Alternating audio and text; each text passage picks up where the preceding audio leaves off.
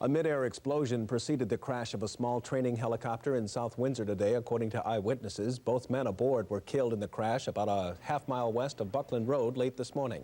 Again, according to witnesses, the helicopter seemed to be flying fairly close to the ground.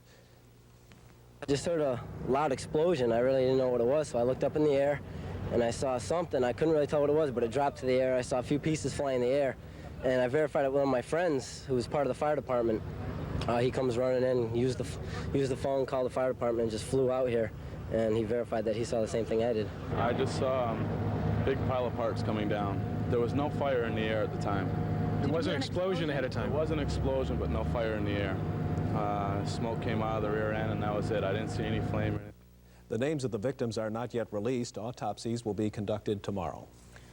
The tragedy has renewed safety questions tonight about the chopper involved, the Robinson R-22. Today's crash now brings to 6 the number of people killed in those choppers in Connecticut since 1979. It's the third Robinson lost by Northeast Aviation. Now, some industry experts admit they prefer not to fly them, describing the helicopter as economical but unforgiving.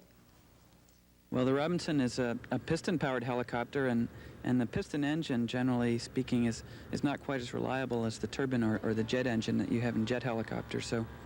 So that's a little bit of a factor, and I think the other thing about the Robinson is that most Robinsons today are used for training, which is puts a lot of wear and tear on the machine.